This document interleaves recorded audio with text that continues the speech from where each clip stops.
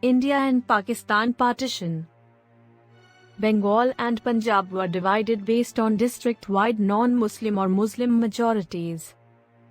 On the 15th of August 1947, India and Pakistan formally came into being, two self-governing, independent dominions.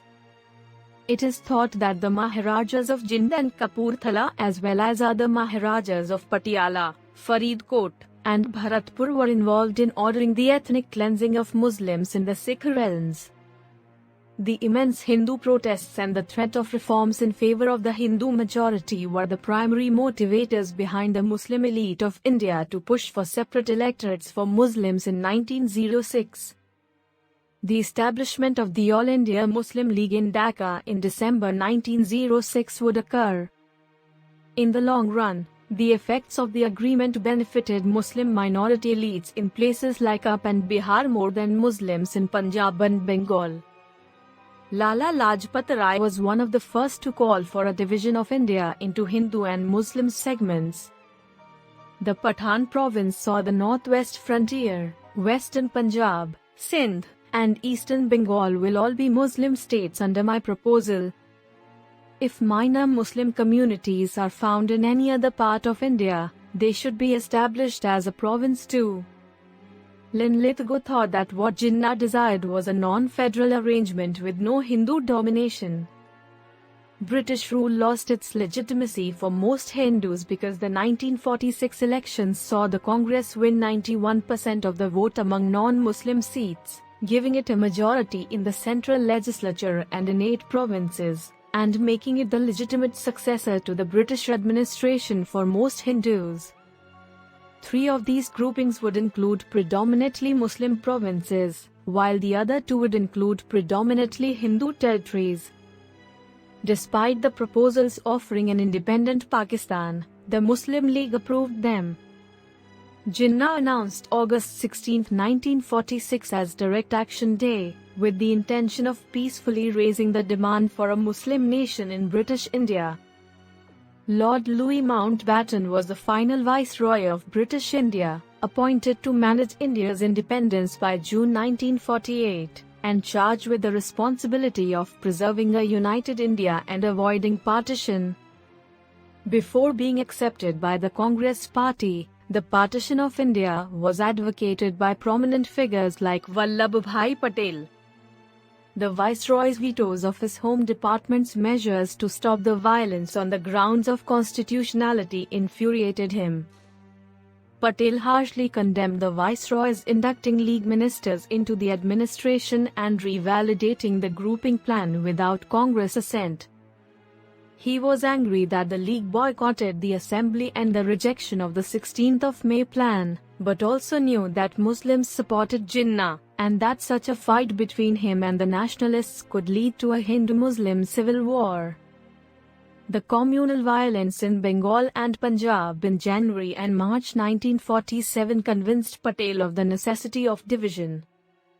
Patel, a staunch critic of Jinnah's insistence that the Hindu-majority regions of Punjab and Bengal be included in a Muslim state, therefore preventing them from joining Pakistan. In the eyes of the public, Patel's strong stance on the partition of Punjab and Bengal had made him popular. Patel provided his blessing to the scheme on June 3, 1947, and urged Nehru and other Congress leaders to adopt it. Patel engaged Gandhi in private talks to discuss the perceived impracticality of any Congress-League coalition, the escalating violence, and the potential for civil war. In this mission plan, the League would have denied India any real progress. On Gandhi's denial and Congress confirmation of the plan, Patel presided over the Partition Council, where he allocated public assets and nominated the Indian cabinet. But nobody had predicted that mass violence and population shifts would result from the partition of India. In early 1947, Britain decided to surrender control of India by June 1948, after exhausting its exchequer from the recently concluded World War II. But the unprepared British Army forced the hand of the new Viceroy, Louis Mountbatten, and sped up the timetable for independence. allowing less than 6 months for a mutually approved strategy. Following June 1947, the political leaders, led by Nehru and Azad as well as Jinnah, issued a statement in support of the resolution.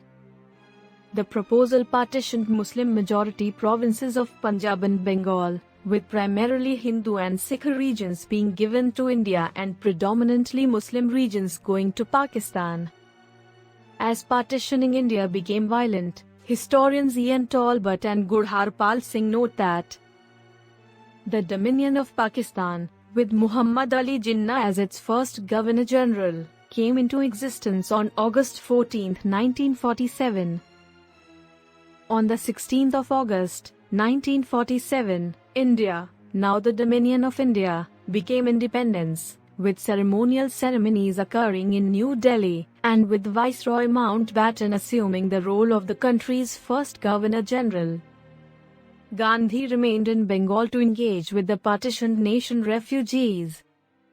The 3rd of June Plan or Mountbatten Plan was put into effect for the real division of British India into the two new dominions.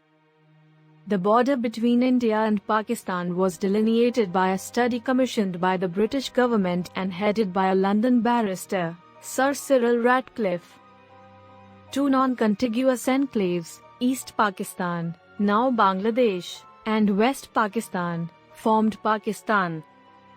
India emerged out of British India's primarily Hindu territories, and Pakistan from the majority Muslim parts. Pakistan petitioned for membership of the UN and was accepted by the General Assembly on September 30, 1947, when it became a new country. The following sub-districts, tehsils, in the Bari Doab had non-Muslim majorities: Pathankot, which was uncontested, and Amritsar and Taran, which were both in Amritsar district. Prior to the Boundary Commission's official hearings, Punjab was divided into two halves. Two Muslim males, one elderly woman in a makeshift doli or palanquin from 1947. Massive population swaps occurred between the two newly established states following the division. The creation of Pakistan's Indian half carved Punjab out of the British Empire.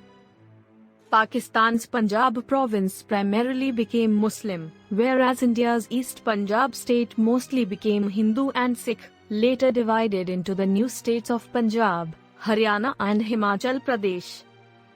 Many Hindus and Sikhs lived in the west, and Muslims in the east, and the enormous dread of all such minorities was one of the major causes of the partition. As a result, immense bloodshed and slaughter ensued on both sides of the new India-Pakistan boundary. A famed colonial official put the figure at 5 lakh dead while a contemporary statistician reported 8 lakh deaths.